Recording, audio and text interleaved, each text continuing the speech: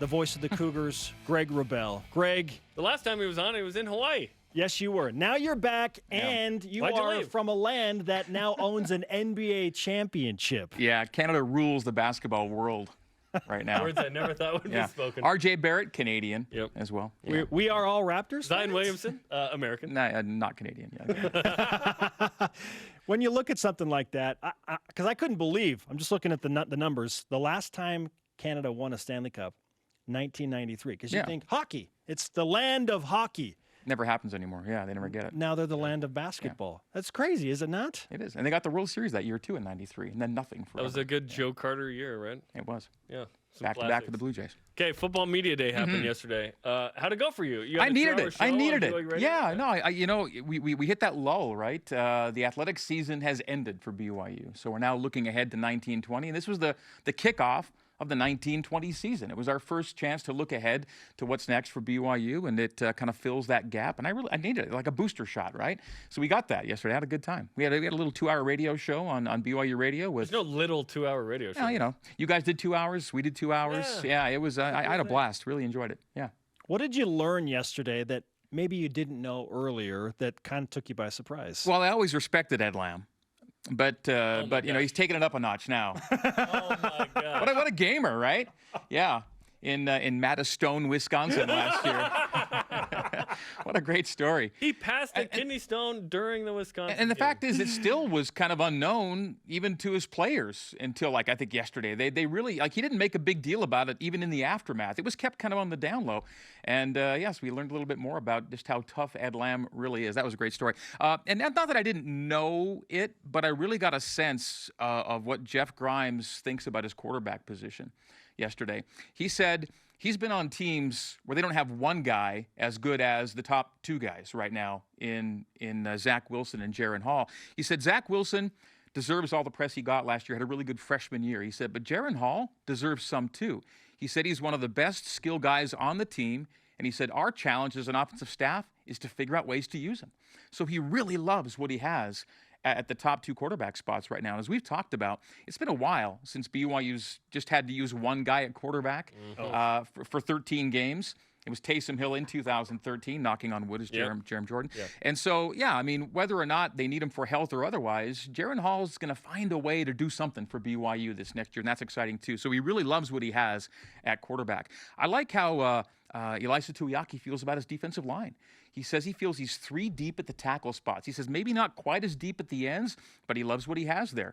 And so, Ilaisa's got a real good sense for that. And Kalani noted when he was at Utah, and he and E were both at Utah, in those Sac Lake City days, everyone talks about just how much pressure we got on the quarterback, and they thought we were like maybe a blitz happy. We weren't blitz happy. We were getting pressure with 4.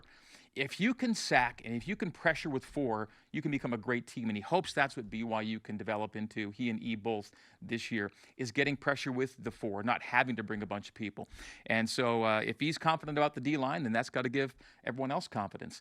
And Matt Bushman doesn't get talked about a lot because he's just so steady and dependable. But again, Jeff Grimes says one of the best ball skill players he's ever been around.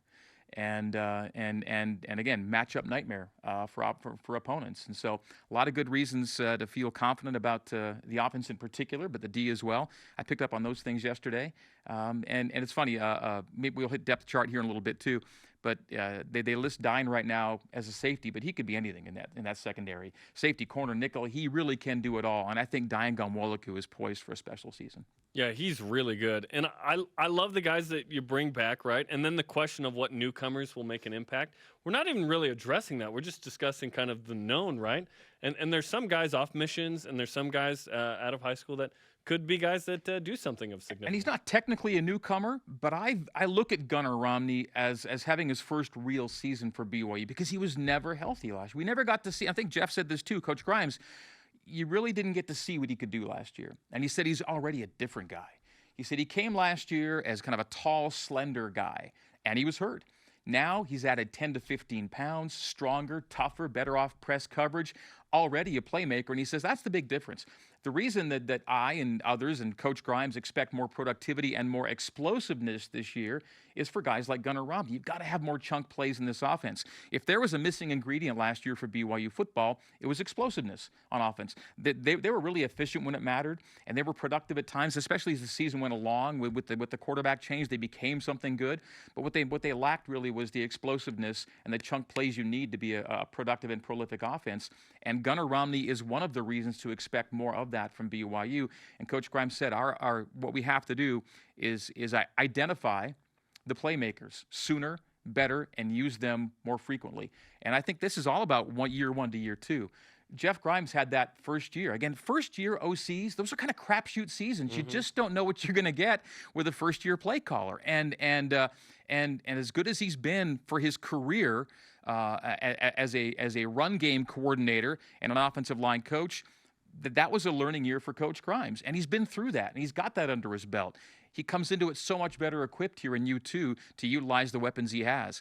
And so, again, I just think the natural transition from year one to year two as a coordinator gives BYU fans reason for hope. Yes, I compared it to language learning. And you spoke Portuguese in Brazil. Jeremy and I both. Jaron in fact, we do most of our conversations off the air in Portuguese. Yeah, it's mostly in Portuguese. From year one to year two, tell me there is not a significant difference in your confidence level with something like that. I get the same impression from this BYU football offense. I know it's a different language within football, but I feel like it's kind of making that jump. When you start thinking in the language, you've kind of made the leap, right? I remember the first time I dreamt in Portuguese, and I thought, okay, I'm in. I'm in. We're going here. It doesn't mean my accent's great or anything, but I'm at least trying hard. All of these guys are dreaming in BYU football greatness. Yeah.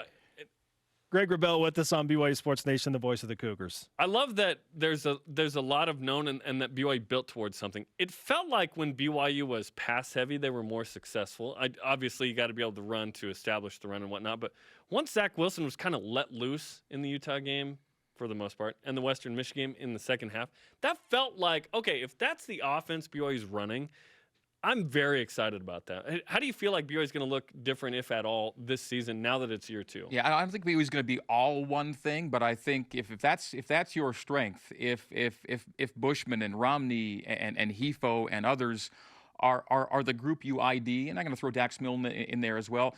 Once you've ID'd your group and they're getting maybe more inconsistent reps, and you've got slingers like Zach Wilson back there, why not utilize that to your greatest advantage? And I think we saw, whether it's, first half of the Utah game or second half of Western Michigan, we saw when BYU kind of not necessarily throws caution to the wind entirely, but let's go throw it around. Let's go to our playmakers.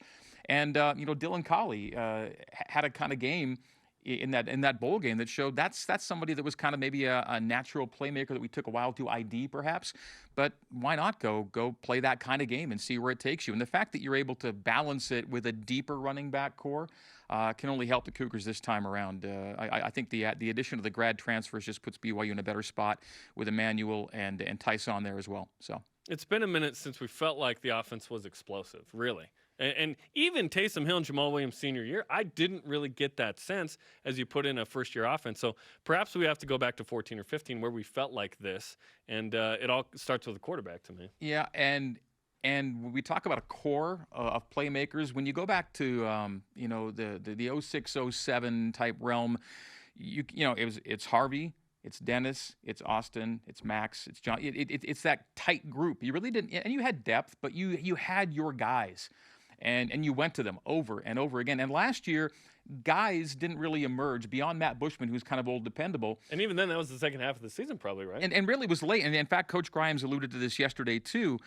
We maybe got to Matt a little late as the chief playmaker. In terms of targets and catches last year, and he ended up leading the team. But again, BYU's leading rusher and BYU's leading receiver were both relatively low numbers for BYU. Nobody really burst out. I think you've got to have someone that has a special year in the backfield and as a receiver to be truly that explosive team you want to be. And again, explosiveness, I think, has to be the one thing we look to see added to the offense this year that maybe wasn't there last year. Greg Wrubell with us on BYU Sports Nation. The gunslinger, Zach Wilson, revealed on this set yesterday that he has a torn labrum in his non-throwing shoulder on the left side. On your concern meter, where does that register? Well, he did go 18 for 18 with a jacked up throwing shoulder.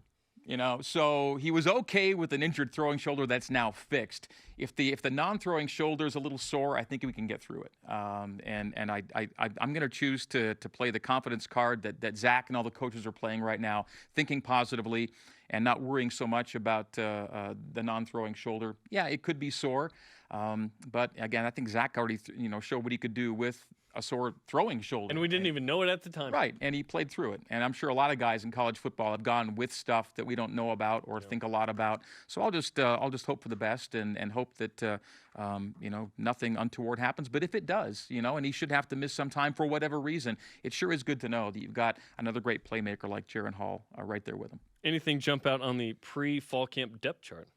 Not so much, because I think it'll really be an August situation like it always. It's a good template to have, but they're going to let these guys compete it out and see who emerges. Again, if you look at the depth chart, you'll see Dian listed as a safety, but he could be a safety or a corner right now. I think at linebacker, Coach Lamb was willing to concede that he can pencil in two guys right now. Zane Anderson and Isaiah Kafusi have earned their positions. I can say they're guys right now, but everyone else, I want to have them compete it out. I'm not going to disrespect anybody. I'm going to let the depth chart formulate itself in August, but those are two pretty good linebacking options to have to start yourself off right there. Yeah, I'm glad that you brought up the fact that Dian is such a versatile player, because I asked Kalani about Dian specifically yesterday, and he said, I'm not kidding, he could play any position on the field. He threw running back in the mix, right? And he scored a touchdown. He scored a touchdown as a running back last year. Great play. He's got 3 touchdowns in his BYU career, 2 on defense, 1. He's just he is a playmaker. Yeah. Again, it's his last go round. I expect a big season from Dian. It's those Northridge guys, right, Spence? It is those Northridge Knights. I'm still looking for my Copper Rose Grizzlies. I can't find any. Greg, before you go, let's tackle a basketball question, if that makes sense. BYU inks in a 2-game series with Boise State, home to Boise State in 2019, and the Cougars will host the Broncos in 2020. What do you think about that rivalry extending into the basketball genre? I love anytime we get to go to Boise, because it means Elmer's. Elmer's Restaurant is a restaurant chain that you'll find in the Northwest, Washington, Oregon, Idaho.